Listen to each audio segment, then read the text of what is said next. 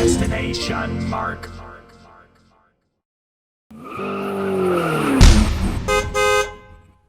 If there's one video game genre I have a love-hate relationship with, it'd have to be first-person shooters. I respect their creativity and intuitive storytelling, but despise how bland and similar a lot of them look.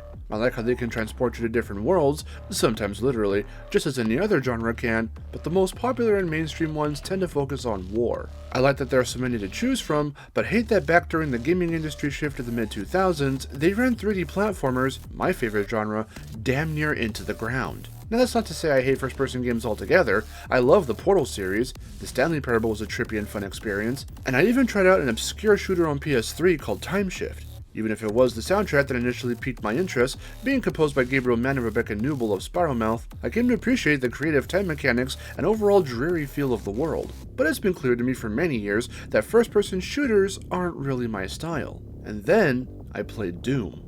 Now at first, my brother and I just needed something to play for our Halloween block over on VidGames FTW, and I remembered that I had bought Doom on PS1 to play with Wes. He and I actually never got around to playing it, so I tried it out blind for the first time ever with Victor on VidGames. And something just clicked. The same click that made me buy up most of the Klonoa games earlier in the year was now happening again. But why? Why with a first-person shooter? Well, for anyone who knows Doom, it was one of the first. It and its predecessor Wolfenstein essentially pioneered the genre, and mixed both arcade-like elements with a brand new experience and perspective for its time. I liked the PS1 port, but I knew the 2016 game was where the real gore in action was at. I knew it was very positively received, and yes, I'd seen all the Isabelle/Doomguy memes when Eternal and Animal Crossing came out at the same time. So, I bought Doom 2016, and beat it, and had a fucking blast. The first thing I came to appreciate about the game was its pacing. Doom knows how to properly balance exploration with story with action. There are secrets aplenty, and you're always rewarded with something good when you go off the beaten path or climb up and duck into areas that at first seem like you can't go there. And the action is hardcore. One thing the series has always took pride in is putting play at the forefront. From the moment the game starts, you escape from your tomb and immediately start shooting dudes. Then it's off to the races. No weapon reloading, large terrain to jump and duck and weave throughout, armor pickups, health pickups. This is old school video game action brought back. And of course we can't talk about Doom without talking about its aesthetic. A lone soldier destroying demons from hell on Mars? I'll openly admit the concept never sounded too appealing to me, and back then I wasn't really into gore and carnage like this or the current Mortal Kombat games, but nowadays I've become more open to that stuff, and the concept, along with the action and that kick-ass music, makes this game feel metal as hell.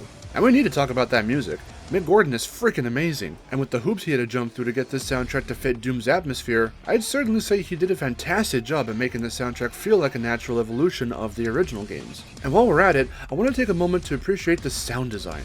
The chaotic firing of your weapons, the snarling of unseen beasts, the blood-curdling scream of the gore nests when you rip their hearts out, the little blips when your health gets low, the brutal impact sounds of a Hell Knight backhanding you or a pinky charging right into you. Every sound has the right level of visceral that it needs to be, and helps complete the overall auditory experience. The other thing I came to like about the game after the pacing is the split moment-to-moment decisions you have to make while in combat.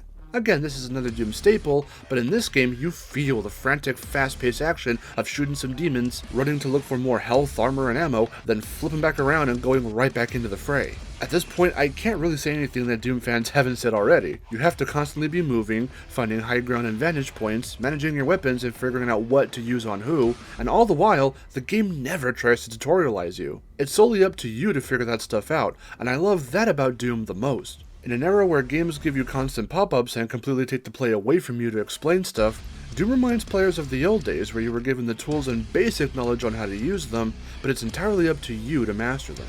And master them you must, because holy crap does the endgame get devastating. If there's anything I'd have to say about Doom that kind of frustrated me, it'd be that by the end, some of the encounters get pretty overwhelming.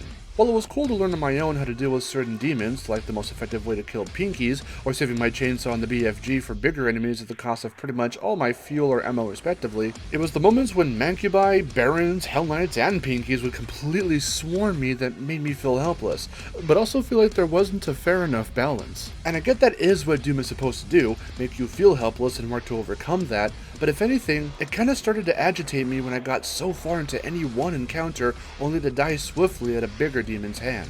Rune challenges are cool, but they are strict. I already don't like time challenges in games, and these trials prove exactly why. Your time limit is always shockingly low, and you need to be a hell of a good shot, which I am not, to mow down the enemies or objects you need to gain that time back and effectively complete the challenge. I do want to go back in and finish these up, but I don't think I'll have the greatest time doing so.